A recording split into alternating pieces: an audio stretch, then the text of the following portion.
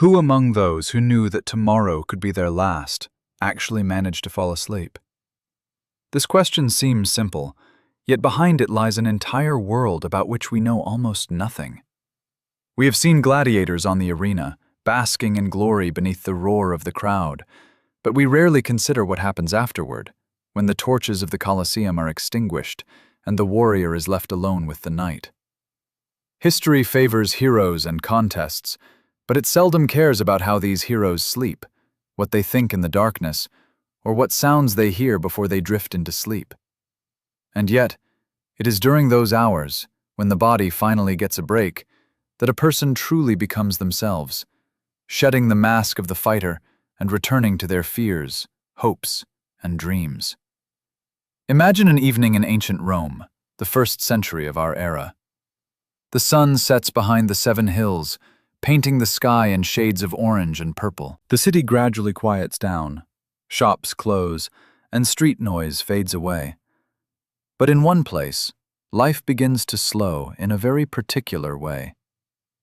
This is Ludus Magnus, the main gladiator school of Rome, situated just a few dozen steps from the Colosseum.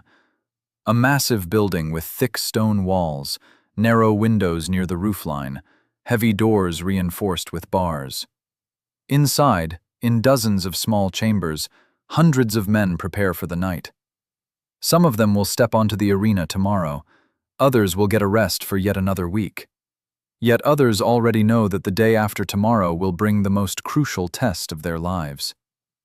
Gladiators occupied a unique social class in Rome, straddling the line between slavery and freedom, between contempt and admiration. Many of them were indeed in servitude or prisoners of war, caught in the brutal training schools. But some came voluntarily, lured by money, fame, or simply driven by the despair of poverty. Romans admired them, and also kept their distance, viewing them as both heroes and men of low status. This duality followed gladiators everywhere, even into their beds. During the day, they could be idols for thousands of spectators, women dreaming of them, men envying their strength. But at night, they returned to their cramped chambers, lay on rough pallets, and fell asleep to the clatter of locks and the brave voices of comrades. Their sleep was as contradictory as their lives, full of tension and peace, exhaustion and hope. Yet before we peer inside those chambers, it is important to understand one thing. Romans did not sleep the way we do. Modern sleep researchers, having spent years studying ancient texts and documents, discovered something astonishing. Before the advent of artificial lighting, people practiced what is known as the double sleep. They would go to bed shortly after sunset, sleep for about 4 hours, then wake in the middle of the night, and remain awake for an hour or two before falling asleep again until dawn. This interval between the first and second sleep was a special time. People used it for prayer, reflection, talking with loved ones, sharing warmth. It was a quiet, intimate period when the world was still, and a person could be alone with their thoughts. For gladiators, this nighttime interval became something more.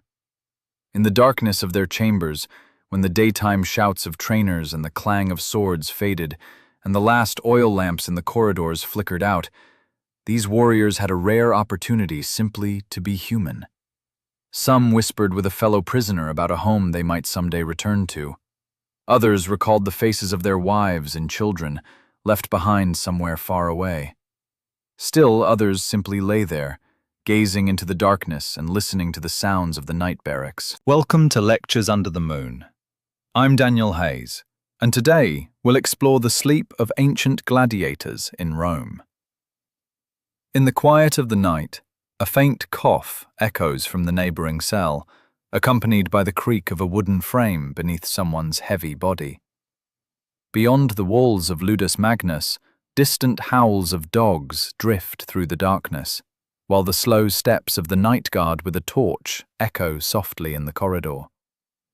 These sounds weave together into a unique symphony of the night, at once unsettling and soothing. Winter nights in Rome proved especially challenging. Although Roman winters were milder than those in the northern provinces, the cold was keenly felt, particularly within stone buildings lacking heating. The temperature inside the cells could drop to levels where breath turned to vapor and the stone floors became icy underfoot. Gladiators wrapped themselves in coarse woolen cloaks, sometimes soaked in fat to repel dampness, huddling close in search of warmth. Falling asleep in such cold was no easy feat. The body struggled to warm itself, teeth chattering, muscles tense from shivering. Yet exhaustion eventually claimed them, and sleep arrived, slow and deep, like winter fog over the Tiber. But let's not get ahead of ourselves. To understand how the gladiators slept, we first need to step into their world, to walk these stone corridors, peer into their cells, and breathe in the scent of oil lamps and sweat, to hear all those sounds. We must discover exactly where they settled for the night, what their trained bodies, marked by the traces of daily training, rested upon. We will learn what they ate before sleep, how they prepared for the night, and which rituals they observed. Most importantly, we will try to understand what filled their minds in those final moments before falling into unconsciousness. When eyelids grow heavy, breathing slows, and consciousness gently slips into the realm of dreams.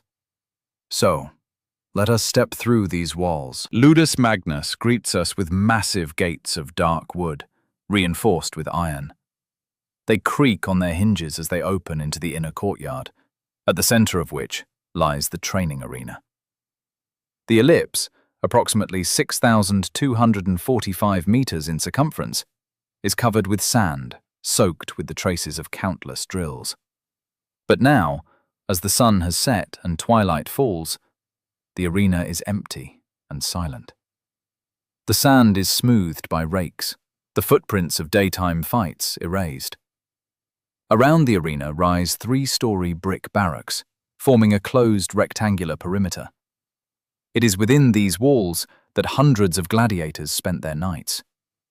The building was constructed during the reign of Emperor Domitian at the end of the 1st century AD, and when archaeologists excavated its ruins in 1937, they managed to restore its layout with astonishing accuracy. The barracks were divided into many small chambers lining the perimeter of the structure. In total, there were about 130 cells, spread across 3 floors. The northern wing of the ludus has survived best, and it is there that archaeologists found the most evident traces of sleeping quarters. Each cell was a narrow rectangular box, roughly 3.5 by 4 meters. The walls were built from rough bricks and stones, plastered with lime, which over time developed cracks and stains from dampness. The ceiling was low, barely allowing a tall person to stand upright. Just beneath the ceiling, a small window, more a slit than a proper window, about 30 centimeters wide, pierced the wall. It let in a scanty amount of daylight and fresh air. At night, however, this window became a source of cold and drafts, especially during winter, when wind from the hills of Rome seeped through every crack. Typically, 3 or 4 men shared such a cell, depending on their status and success in the arena. The cramped space was unavoidable, but it served a purpose. Firstly, it maximized the limited space available within the ludus. The close quarters fostered a sense of camaraderie amid hardship, as the gladiators huddled together against the chill, their bodies and spirits intertwined in the shared struggle for survival and dignity. Secondly, and perhaps more importantly, this created a unique atmosphere of camaraderie and mutual support. Gladiators sharing a cell became something akin to a family, bound by ties that sometimes proved stronger than blood. They knew each other in their most vulnerable moments, when someone woke up screaming from a nightmare, recalling old wounds, or quietly mourned, remembering home. These sounds, these expressions of human vulnerability, remained within the walls of their cell, hidden from the eyes and ears of outsiders. Interestingly, not all gladiator schools were arranged the same way. In Pompeii, The city which Vesuvius buried under ash in 79 AD, archaeologists unearthed the barracks of the local ludus, and they turned out to be quite different. There, the cells were arranged around the perimeter of a large inner courtyard with a colonnade, creating a more open, almost resort-like space. The windows were wider, the ceilings higher, and there was more air. The climate of southern Italy allowed for such luxury.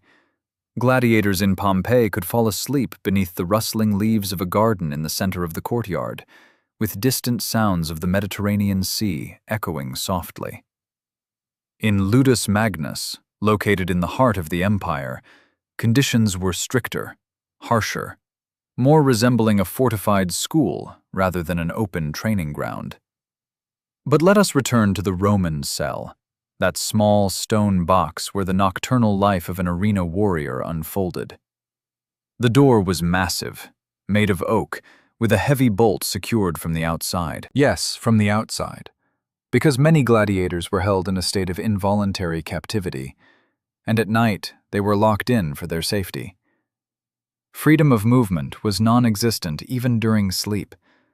The floor of the cell was stone, cold, covered with a thin layer of tamped-down straw or reeds, which were replaced every few days when the smell became utterly unbearable. Along the walls stood low wooden frames on which the beds were placed. Personal belongings were almost non-existent, perhaps a small wooden chest for the most valuable possessions, a hook on the wall for clothing, a clay pitcher with water in the corner. Everything else was occupied by bodies, large, muscular, marked by the traces of intense training. The historian Herodian, who lived in the 2nd century AD, left a curious account. He told how Emperor Commodus, the son of the great Marcus Aurelius, was obsessed with gladiatorial combat, to such an extent that he sometimes left the palace and came to sleep in Ludus Magnus, in an ordinary gladiator's cell. He wanted to feel like a true fighter, to wake where the warriors of the arena wake, to breathe that air, to hear those sounds. Naturally, the emperor's cell was the best, softer bedding, tighter security, but the very fact speaks volumes. Even a spoiled ruler of the empire understood that a night in a ludus is something special, something impossible to grasp without experiencing it firsthand. And the sounds there truly were extraordinary. Imagine, night falls, oil lamps in the corridors flicker out one by one, and the barracks plunge into darkness. But there is no silence. From over 100 cells comes a symphony of human sounds. Bold, loud, and thunderous, mixed with quiet snoring. Someone grinds their teeth in sleep. Someone mumbles incomprehensible words. From a neighboring cell, a muffled conversation drifts, almost a whisper. Snippets of phrases in various languages, because Ludus Magnus gathered people from all corners of the empire.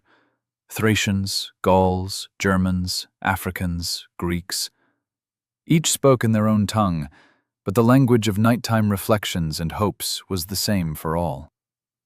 From time to time, the silence was broken by the ringing of metal. Not all gladiators slept freely. Some, particularly those prone to escape, were restrained from moving during the night. This was part of the security system, a reminder of discipline. The sound became part of the nightly rhythm of the barracks, as familiar as the crackle of the wooden floorboards or the footsteps of guards. And, of course, footsteps. Ludus guards never slept. They paced along the long corridors, slowly and methodically, torches in hand. Their shadows flickered along the walls, darting through the cracks beneath the doors of the cells. Sometimes a guard would stop, listen carefully, peer through a viewing hole to check if everything was quiet. The sound of his footsteps, distant and then approaching again, acted like a metronome, ticking down the hours until dawn. Some gladiators had learned to fall asleep under the rhythm of these steps. They used the sound to lull themselves, creating the illusion that the world still existed, that time was passing, that dawn would come as it always did. Beyond the walls of Ludus, life thrived in Rome. Vast, bustling even at night. The distant barking of dogs echoed through the city, voices of nocturnal merchants, and occasionally, cheerful voices of patricians returning from festivities. All of this was out there, behind the walls, in another world, one to which a gladiator's path was limited by contractual bounds. Here, in the cell, beneath a coarse woolen blanket spread over a hard mattress, the arena warrior slowly drifted into sleep, surrounded by familiar sounds and smells of his distant home. Every sound, the creak of the door, every inhale and exhale, became part of the barracks' nocturnal life, an invisible thread connecting all these people into a single whole. The very firm mattress on which the gladiator fell asleep was far from uniform for everyone. In the arena world, there was a hierarchy, and it manifested in every detail, even in what a person laid their head upon before sleep. A newly sold gladiator, fresh from Ludus, and a celebrated fighter who had won dozens of matches, slept in different worlds, though only a wall or a single tier separated their cells or barracks. This difference was felt by the body every night, as tired muscles sought even the slightest comfort, and skin covered in bruises and cuts from daily training made contact with the bedding. Let's examine what exactly lay beneath these warriors' backs when they closed their eyes, trying to forget about tomorrow. The simplest gladiators, those at the bottom of this harsh pyramid, slept on what Romans called a torus. It was the simplest mat, stuffed with straw, hay, and sometimes reed, which grew abundantly along the banks of the Tiber River.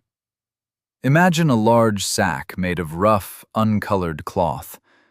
Tightly packed with dry grass, it lay directly on the stone floor, or, in the best case, on a low wooden frame raised just a hand's breadth above the ground. The straw inside such a mat would quickly settle, especially under the weight of a trained gladiator's body, transforming over a week or two into an almost flat layer through which the stones of the floor could be felt.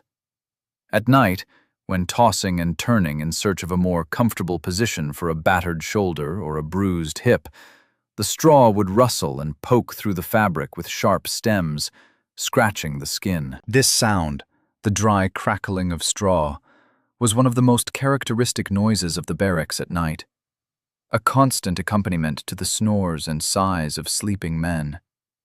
Yet even such a simple sleeping place had its nuances.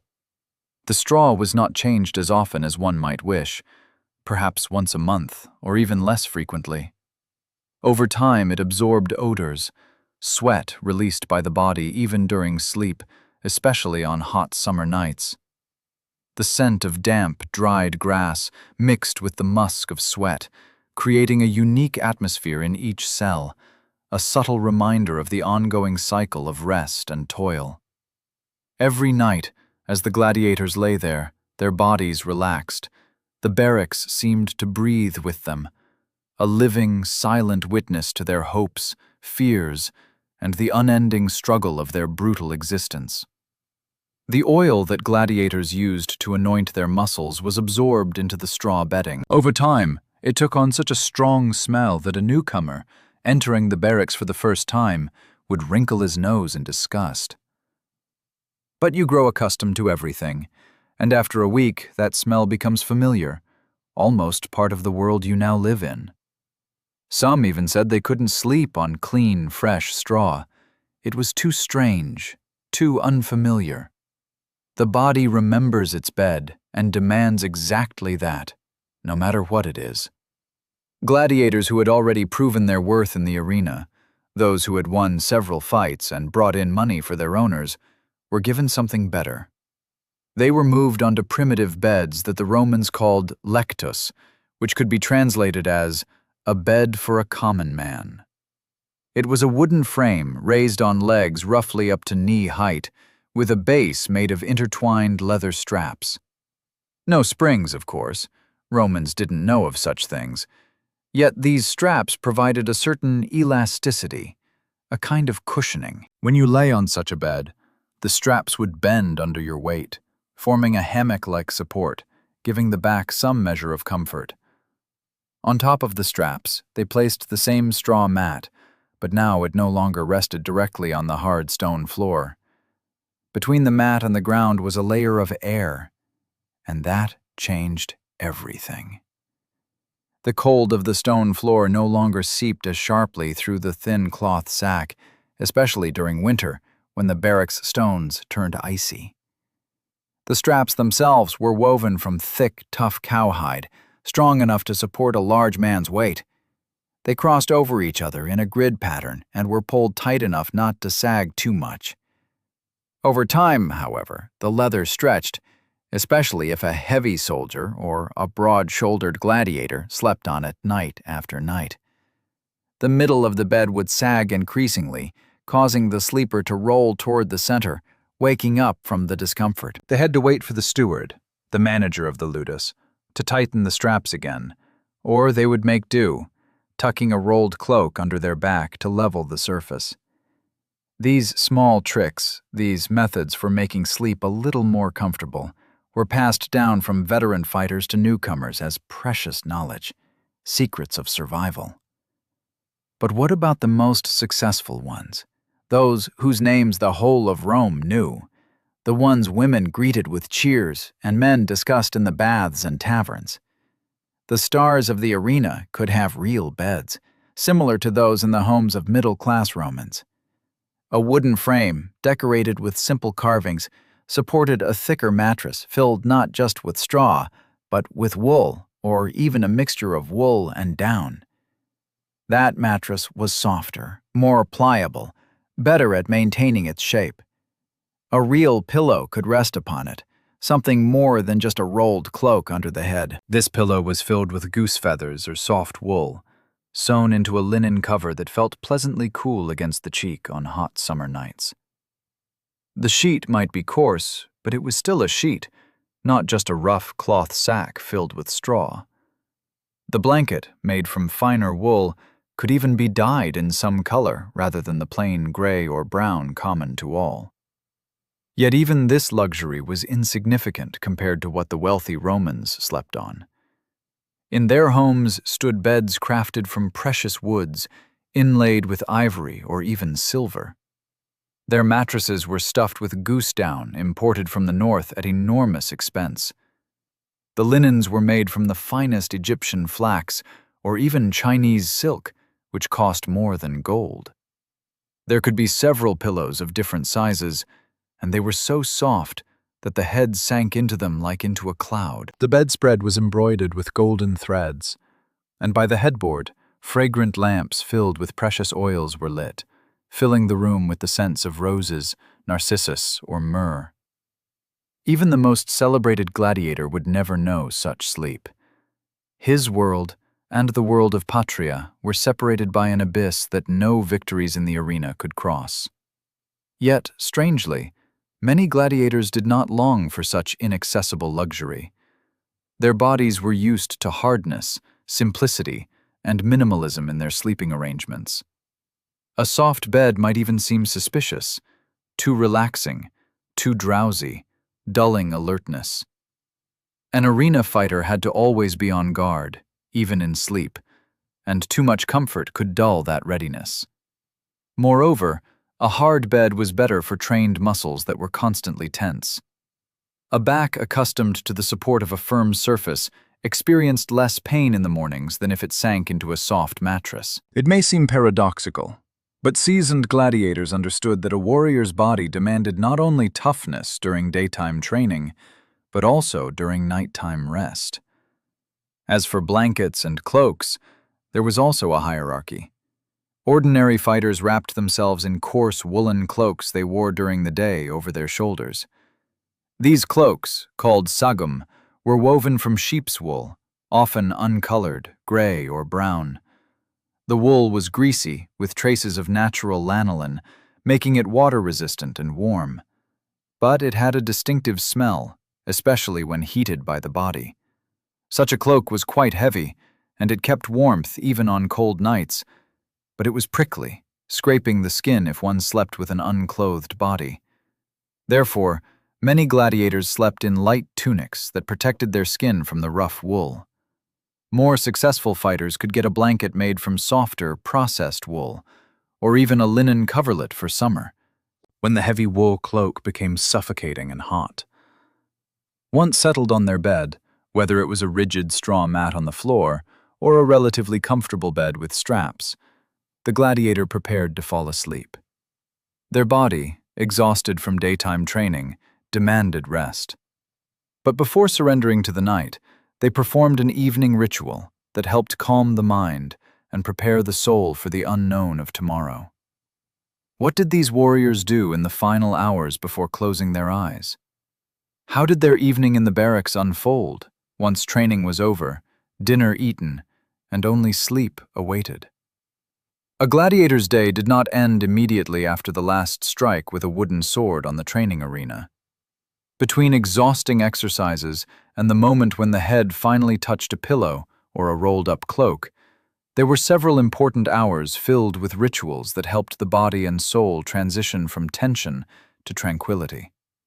These hours were special, almost sacred, because only during this time could the gladiator take care of himself, restore strength, nourish his weary body, and prepare his mind for the night.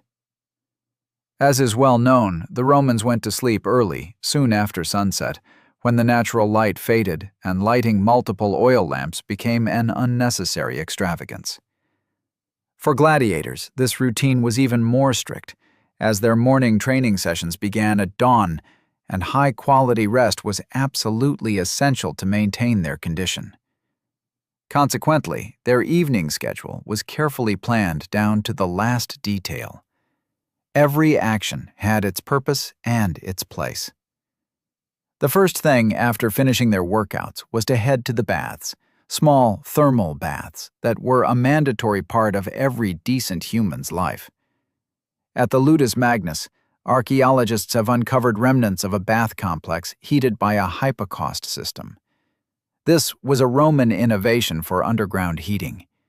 Under the floor, channels carried hot air from a furnace, circulating beneath the tiles, warming the stones and maintaining a comfortable temperature within the room, even during winter.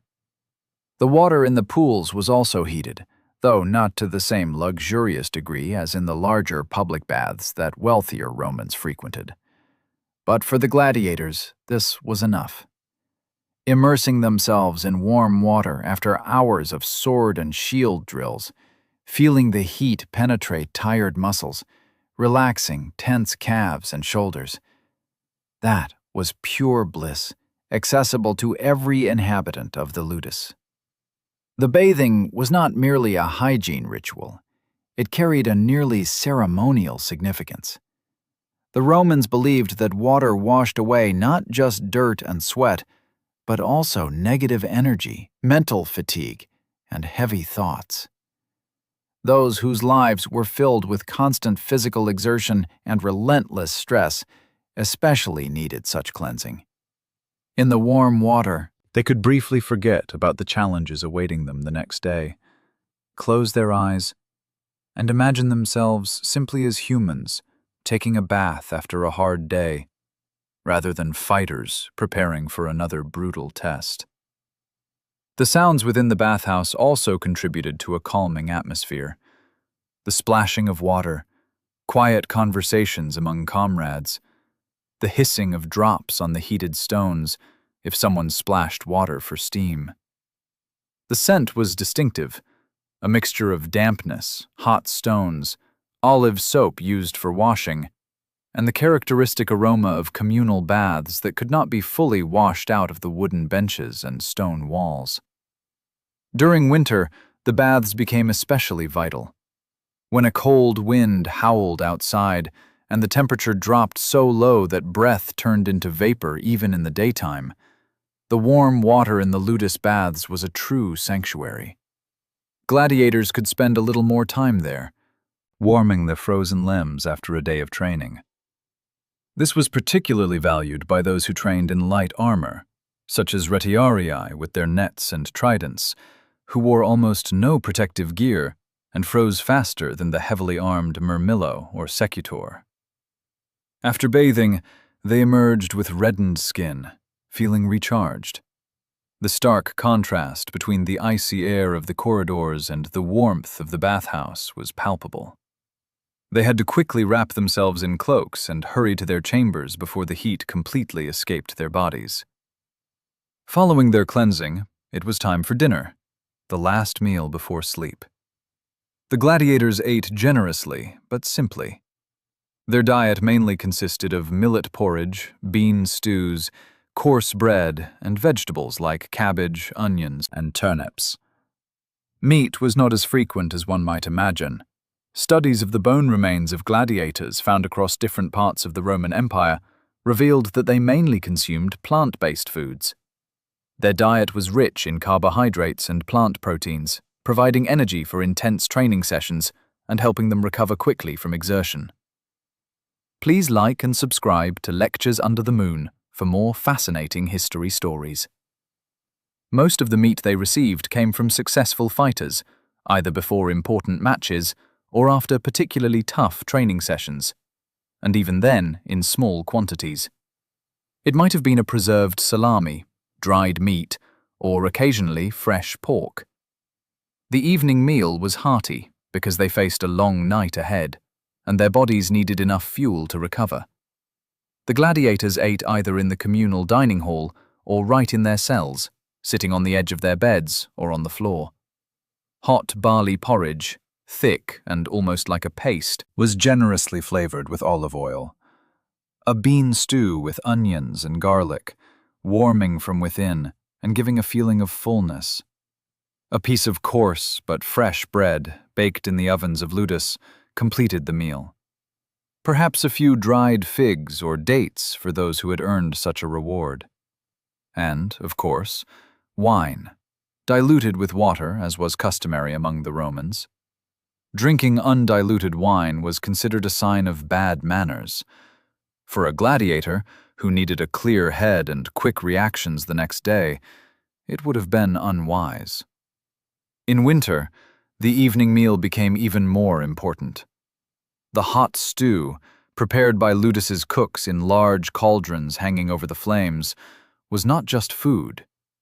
It was a way to warm up, to start internal heat that would help them survive the cold night in unheated cells. Sometimes fat, bacon fat, was added to the stew, providing extra calories and helping the body generate its own warmth. The wine could also be warmed and spiced, with pepper, cinnamon if available, and honey. Such a drink was called calda, and it was popular among the Romans during cold weather. A sip of hot, spiced wine before sleep spread a pleasant warmth through the body, relaxing muscles, helping forget the cold of stone walls and the anxiety of the coming day. After dinner came the time for personal care. Gladiators were professional athletes, and they knew that their bodies needed to be cared for as carefully as their weapons. Bruises, strains, muscle tension, all these were inevitable parts of their lives. Neglecting self-care could reduce their training effectiveness. Each ludus had a medic, usually Greek or Egyptian, since Greek medicine was regarded as the best in the Roman Empire. This person was skilled in treating sports injuries, applying bandages, preparing salves and decoctions. In the evening, before sleep, the gladiators would come to him, or he would visit their cells, checking on his charges. They'd be rubbed with oils infused with medicinal herbs, such as St. John's wort, which aided recovery, chamomile to soothe inflammation, garlic with its healing properties. The smell of these oils mixed with that of the cell, creating a unique aroma that always evoked memories of evenings in Ludus. For those with more serious injuries from training, compresses and bandages made of linen strips were applied. Sometimes the cloth was soaked in wine, which the Romans believed to be a good antiseptic. And they were right. Alcohol does possess disinfectant qualities. The gladiators endured these procedures patiently, understanding their importance. Showing resilience was part of their profession, part of a fighter's code of honor. Once the medic had finished, the gladiator could return to his spot, lie on his bed, and finally relax. The final touch to the evening ritual was lighting oil lamps. Even in the barracks, where everything was economized, a small lamp was kept burning in each cell, or at least in the corridor, so that complete darkness wouldn't swallow Ludus. The dim glow provided a sense of safety, a gentle reminder that in the darkness there was still light, still life. These lamps were simple clay vessels filled with olive oil and topped with a wick made from twisted cloth.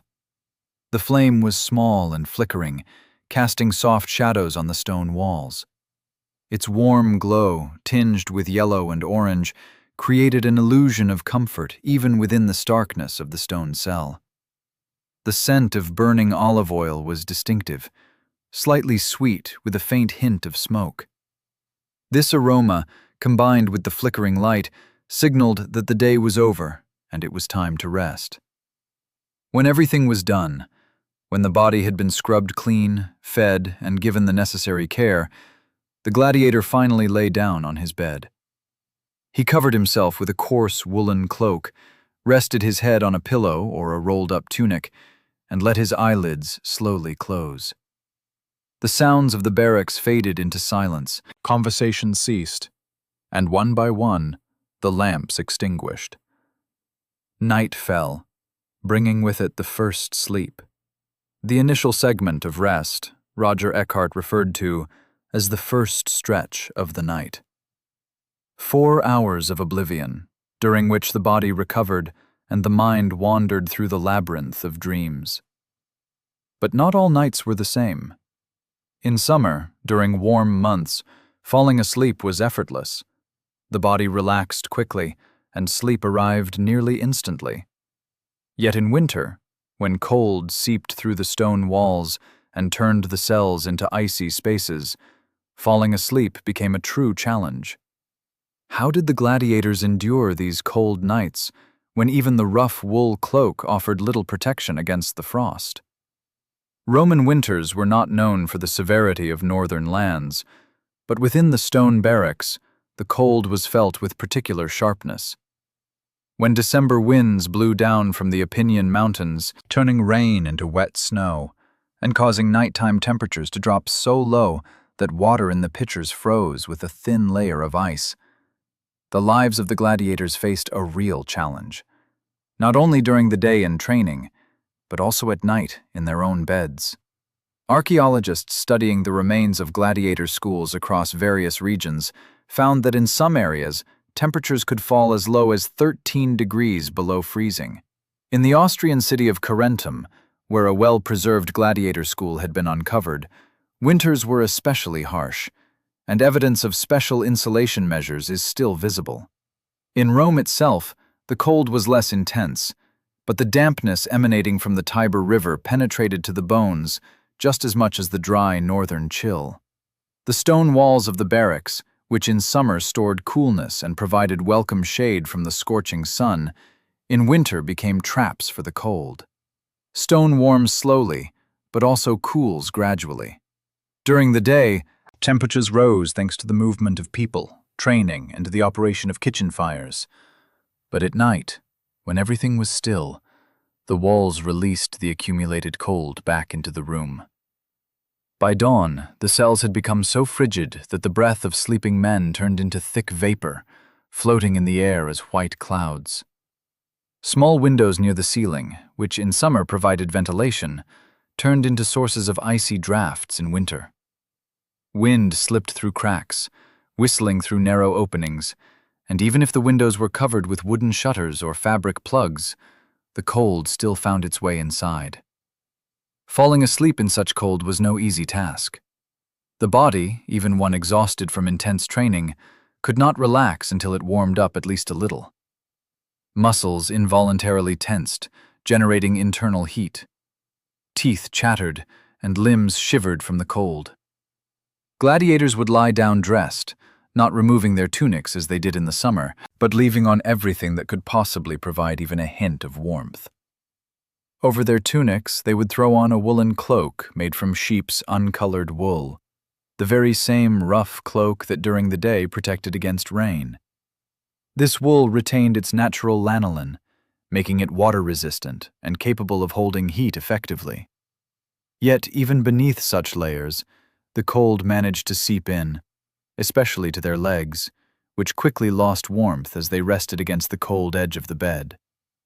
Those fortunate enough to have an extra covering or an old blanket would double up, creating an air pocket between layers of fabric that acted as insulation. Some would hide under whatever they could find: old tunics, straw sack coverings, even training protective pads, anything to form a barrier between their bodies and the biting cold of the bedding. Their legs were wrapped in strips of improvised cloth, resembling makeshift bandages, which helped retain some warmth in their feet. They also tried to cover their heads, either by pulling the hood of their cloak over or wrapping a corner of a blanket around their head, because a significant amount of body heat escapes through an uncovered head. Sleeping with the head uncovered was stuffy and uncomfortable, but it was better than freezing all night. In some schools, especially in the northern provinces where winters were truly harsh, they placed braziers in the corridors of the barracks. These were large metal or ceramic bowls on legs in which glowing coals smoldered. The braziers did not produce intense heat, but they provided some warmth in the common areas. Gladiators who couldn't sleep from the cold would step outside into the corridor, stand near the brazier, and warm their hands over the glowing coals, inhaling the scent of smoke and ash. This required caution. In a closed space, good ventilation was essential to prevent smoke from accumulating. Therefore, the braziers were kept at a safe distance from sleeping quarters, and guards carefully monitored that the coals didn't flare up too strongly, maintaining sufficient airflow. Inside the ludus magnus, there was a system called hypocaust, but it mainly warmed the baths rather than the living spaces. This was due to the high cost of fuel and the complexity of keeping the system operational. Wood and coal were expensive, and the owners of the ludus did not see fit to spend more than necessary on the comfort of the gladiators. The main concern was ensuring they were healthy and capable of training. Whether they froze during the night was a secondary matter. Most gladiators relied on their own resources and the warmth of their comrades in the cell. Shared sleep for warmth was a common practice on cold nights. In a cell housing 3 or 4 fighters, they would instinctively shift closer to each other, forming a small island of heat amid the icy space. Bodies pressed together shared warmth, and what might seem an unusual closeness during the day became a natural necessity at night. No one moved away. No one felt embarrassed. It was as natural as breathing, back to back, side by side. Sometimes even embracing like brothers, they would fall asleep listening to each other's breathing and feeling their warmth through layers of fabric. This intimacy created a special bond, a sense of community that was stronger than words. But even with these measures, the first moments in bed were not easy. The cold bed would drain the last remnants of warmth left in the body after the evening meal and bath. They had to lie motionless, teeth clenched, as their bodies slowly, very slowly, began to generate heat and warm the space around them. The woolen cloak gradually absorbed warmth, forming a cocoon around the wearer, inside which it became slightly warmer. The legs, initially icy, slowly thawed, especially if pressed against a companion or tucked beneath oneself. The hands hid beneath the cloak, pressed against the chest or stomach, where more heat was retained. And finally, when enough warmth had accumulated, when the cold retreated and the muscles relaxed, sleep would come. The first sleep on a cold night was especially deep, for the body, exhausted from fighting the cold, sank into forgetfulness with relief. 4 hours passed swiftly, and when the gladiator awoke in the middle of the night, during the hour between the first and second sleep, the cold reasserted itself. The warmth stored under the blanket partially dissipated, particularly if someone shifted and disturbed the integrity of the warm cocoon. It was necessary to settle in again, pull the cloak tighter, and seek out a comrade in the darkness to press closer. During these moments of nocturnal wakefulness, when all of Ludus stood still in silence, when even the guards scarcely moved along the corridors, the cold felt even sharper, more penetrating. Yet it was precisely in these moments, in that darkness and silence, that something important happened. Something that transformed gladiators from mere fighters into human beings capable of feeling, thinking, and dreaming. In the dead of night, when the city beyond the walls of Ludus sank into the deepest silence, and the moon traced its path across the sky directly over the Colosseum, most gladiators awoke. This was not a restless awakening caused by nightmares or memories of old injuries. It was a natural, gentle emergence from the depths of the first sleep. The eyes opened by themselves, the mind gradually cleared, and the person found themselves lying in the darkness, fully awake, although several hours remained before dawn. To a modern person, such awakening might seem like insomnia, a disturbance of sleep, or something unnatural. But for the Romans, as for all people before the age of artificial lighting, this was normal. Roger Eckrich, a historian from the University of Virginia who dedicated years to studying the history of sleep, discovered that the practice of double sleep was universal in pre-industrial societies. People slept in 2 segments of 3 to 4 hours each, with an interval of wakefulness between them, lasting from 1 to 3 hours. And this interval was not a wasted or empty time, but a special, almost sacred period of the night. The most characteristic sound during this nocturnal interval was the voices, quiet, almost whispering, the conversations of cellmates. In the darkness, when faces were unseen and only breathing could reveal whether someone was asleep or awake, words gained a special significance. They spoke of things that couldn't be discussed or weren't addressed during the day. Of the home left somewhere far beyond the mountains and seas. Of family. Of a wife who might already consider her husband lost and was living her own life. Of children growing up without a father who no longer remembered his face. Of freedom, that cherished dream that beckoned every enslaved gladiator.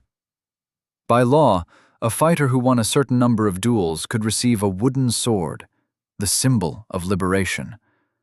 But the path to that was long and difficult. Many did not survive to reach it. In the darkness of night, one could dream aloud, share hopes that during the day seemed naive, too unrealistic. Conversations were conducted in different languages, because Ludus Magnus gathered people from all corners of the empire. In the north, Thracians spoke in their guttural dialect, while Gallic tribes from the west carried their own languages. From the east came the Germans, from Africa the Medians, and from Egypt the ancient Egyptians. Each brought their own tongue, their stories, their visions of the world.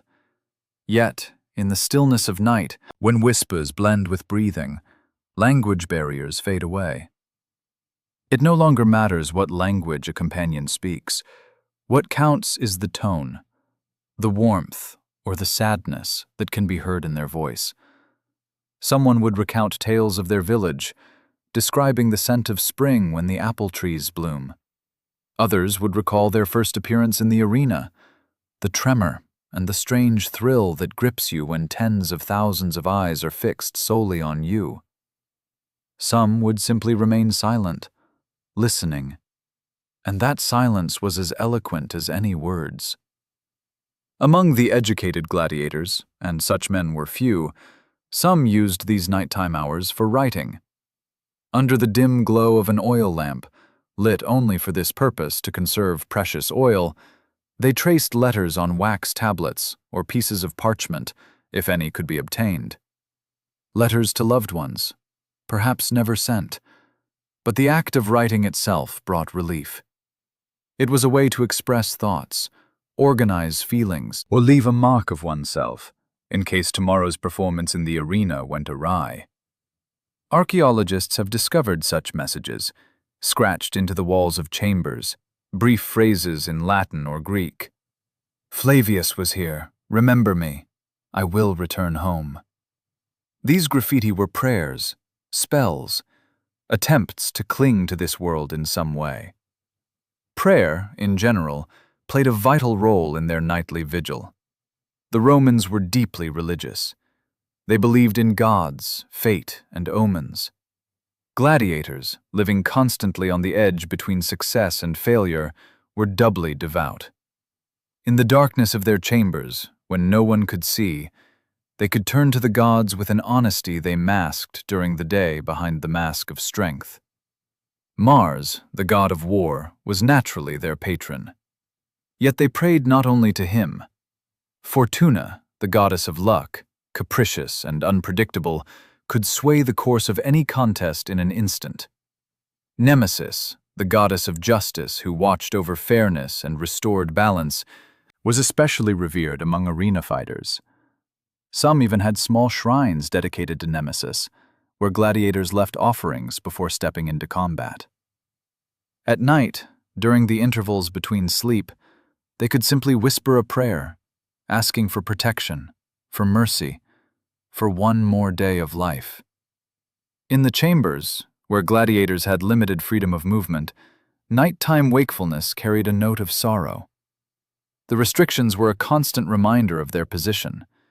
In the darkness, when the senses become heightened, this feeling intensified. They could not get up and walk around, stretch their stiff limbs. They could not even turn properly without disturbing their comrades with a sound. They had to lie still, listening to others' conversations, to their dreams of freedom, knowing that their own path to liberty was still longer, even more arduous. Yet, even such a gladiator could dream, and no restrictions could imprison his mind or imagination in those quiet night hours. Gradually, as conversations died down and prayers were whispered, as thoughts were pondered over and reconsidered, it became time to return to the second sleep. This was a different kind of rest, not as deep as the first, but in some ways even more invigorating. The body had already recovered during those initial 4 hours. In this way, the cycle of restless nights persisted, a constant reminder of their condition, yet also a sanctuary for hope, reflection, and fleeting peace.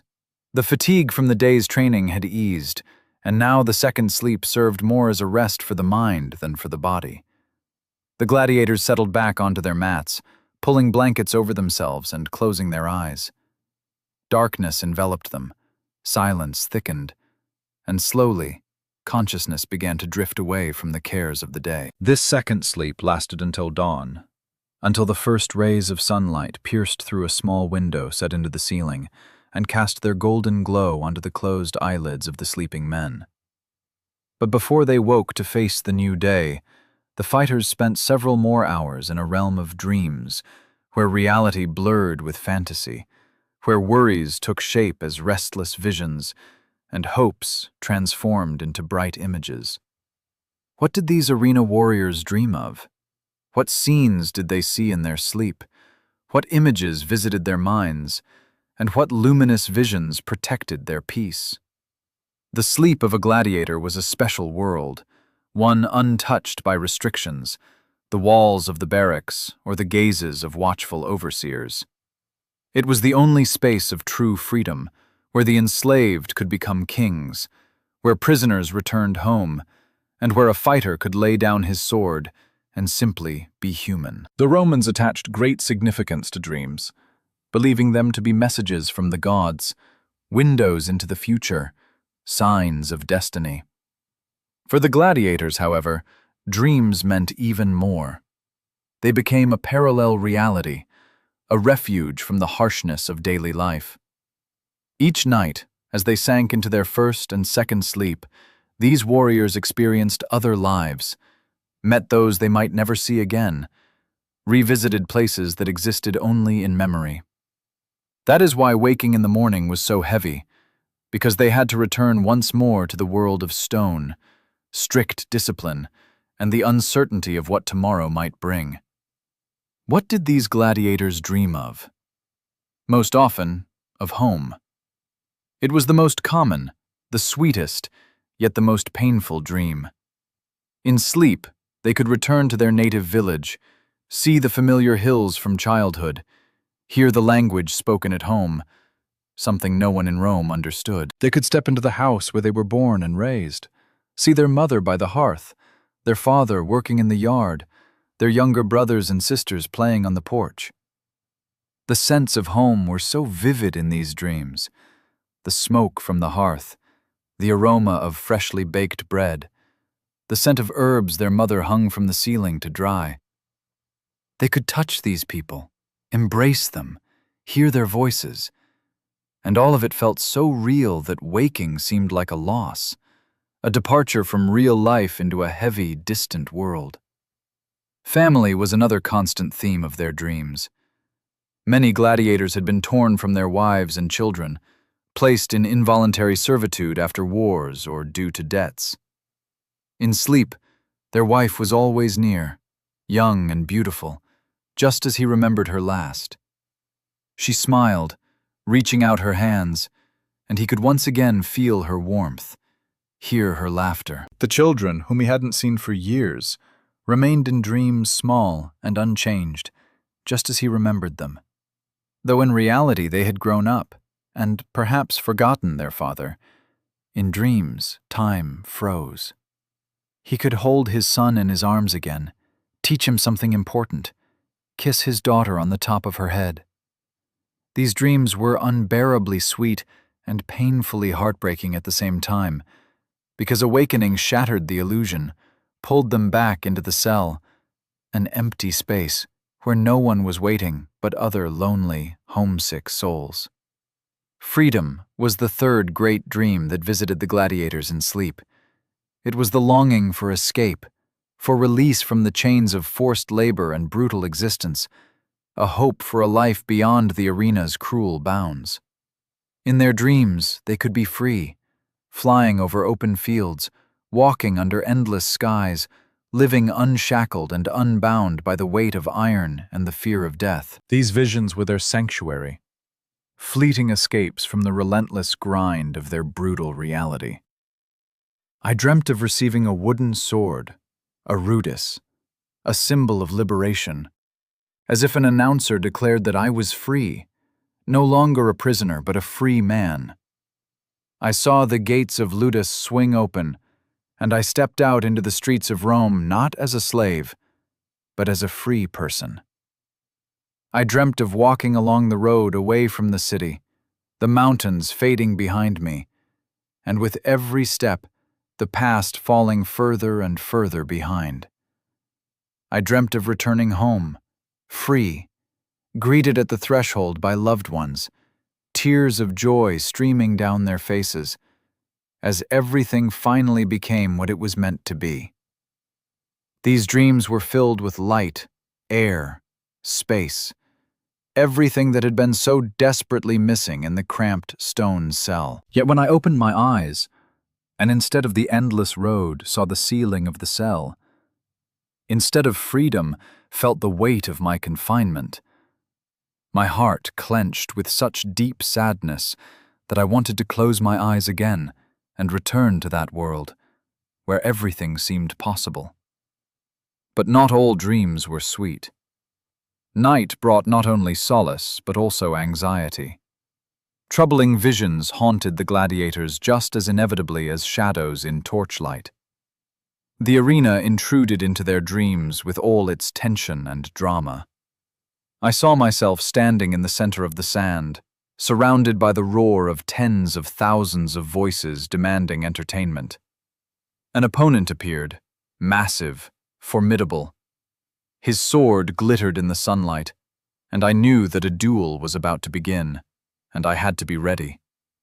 I dreamt of beasts, lions with open maws, bears rising on their hind legs, their fangs and claws, their roars filling the entire space. I saw the tension of the fight, the understanding that the outcome was uncertain as the crowd watched every move I made. These restless dreams felt so real that the gladiators woke up with pounding hearts, covered in cold sweat. In the darkness of the cell, disoriented in the first seconds after awakening, they often didn't immediately know where they were, or whether the fight had truly happened or merely been a dream. Their comrades, awakened by the sudden jolt, would quietly soothe them, reminding them it was only a dream, that everything was all right, and that there was still time before the real performance. Yet even after their hearts slowed and their breathing steadied, the anxiety lingered heavily and obsessively. Falling asleep again was difficult, because the unsettling visions could return, forcing them to lie awake, staring into the darkness until exhaustion overtook them and their eyelids closed once more. The Romans believed in prophetic dreams, that gods sent warnings and signs through nightly visions. This faith was especially strong among gladiators, whose lives were full of challenges and uncertainty.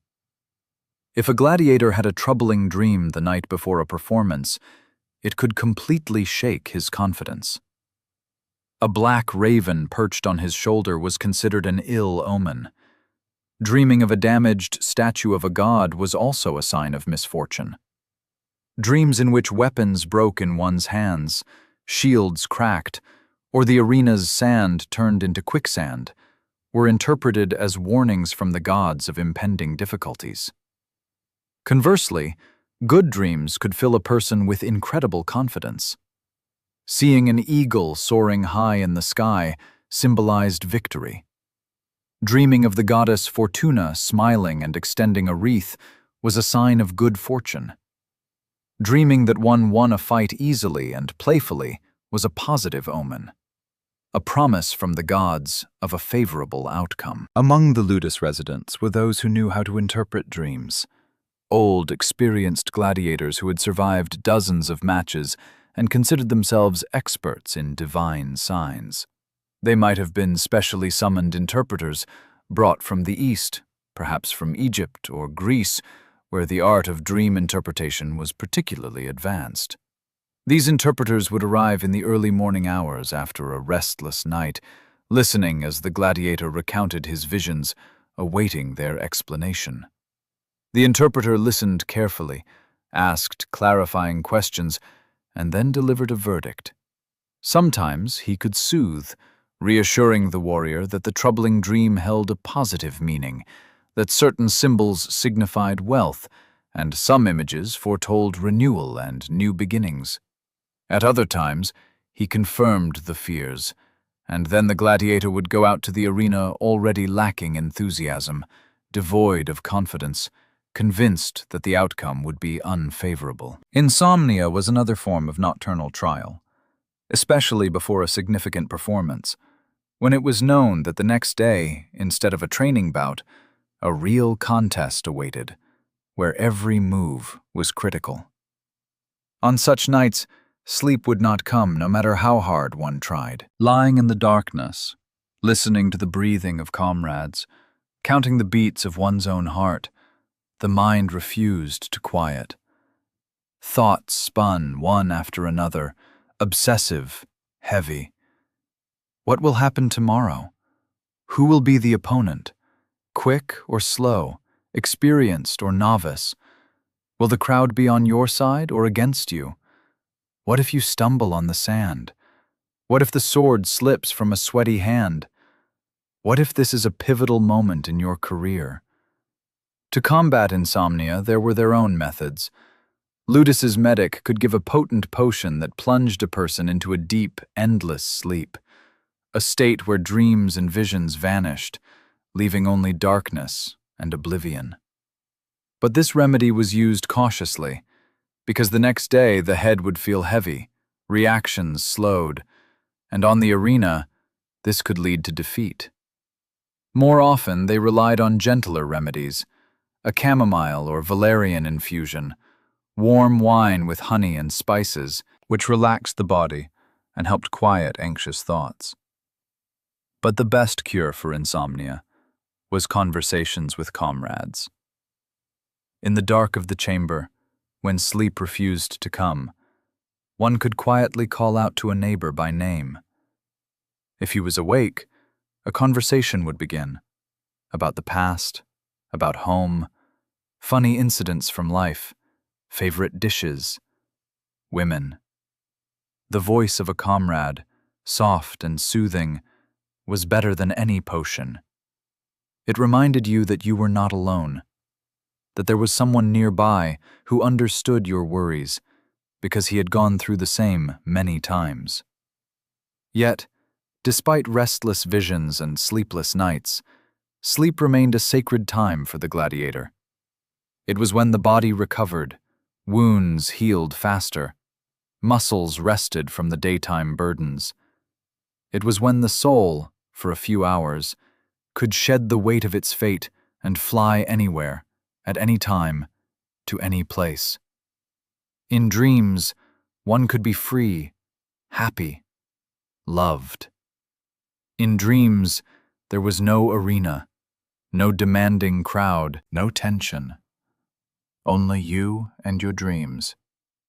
And even if in the morning you had to wake up and put on the fighter's mask once more, those few hours of nocturnal freedom gave strength to carry on, training, competing, hoping. Because as long as a person can dream, as long as he sees dreams, he is truly alive. He is not completely broken. And morning will inevitably come, bringing a new day full of tests and opportunities. The second sleep was something special, unlike the first. If the first sleep had been a profound plunge into darkness, full of forgetfulness after a heavy day, then the second was lighter, almost weightless, as if the body no longer needed rest as much as the mind did. During these pre-dawn hours, when night reached its deepest point and slowly began to retreat before the approaching sunrise, the gladiators entered a unique state between dreaming and waking. The dreams of this time were vivid, colorful, filled with details that would seem impossible during the day. Sleep scholars call this period the time of the most vivid dreams, when the mind, already rested from the first half of the night, begins to play with images, to create entire worlds more real than reality itself. For the gladiators, these moments were their last refuge before the inevitable return to the world of stone, iron, and sand in the arena. But before slipping into this second sleep, many of them performed nightly rituals, quiet ceremonies that helped soothe the soul and invoke the protection of the gods. Religion permeated every aspect of Roman life, and night was no exception. In the darkness of their chambers, when comrades had already fallen asleep after their night watch, someone would whisper prayers, addressing their divine protectors. Mars, the god of war, was a natural choice for a warrior, and many gladiators called upon his name, asking for strength, courage, and luck in their contests. Yet there were other gods, no less important to those who faced daily trials. Fortuna, the capricious goddess of luck, could turn the wheel of fate in any direction, and she was invoked with reverence, promises of gifts and sacrifices made if she granted victory. Nemesis, the goddess of righteous retribution and protector of gladiators, was perhaps the most revered among the fighters of the arena. Her images could be found in dilapidated statues, small figurines, and reliefs before which lamps were lit and modest offerings left. Many gladiators kept amulets, small talismans, hidden under their pillows or in the folds of their beds, believed to shield them and bring good fortune. These could be protective symbols, considered powerful charms against the evil eye and malicious spirits. They could be tiny statues of gods cast in bronze or carved from bone. Coins bearing the image of the emperor or deity kept close for their supposed protective powers. Stones engraved with magical formulas imported from the East, where the art of crafting amulets was especially developed. Animal teeth, predator claws, bird feathers, all held significance within the complex system of Roman superstitions. Touching an amulet before sleep was the final conscious act. a connection with the divine world, a plea for protection during the upcoming night and the day to come. Even medical care did not cease at night. Ludus's medic, if attentive and dedicated, might walk through the chambers late in the evening after most had fallen asleep, checking on those in need of special care. Serious injuries required constant attention. Bandages had to be changed to ensure proper healing. Herbal compresses were applied to swollen joints, and sutures, cold, soaked in plantain or arnica infusions, which reduced inflammation and discomfort. For those suffering from insomnia or nighttime tension, the medic could prepare special potions.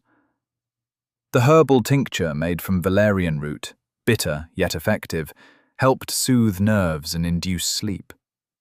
A decoction of chamomile with honey acted more gently, easing discomfort without leaving a heavy feeling in the head come morning.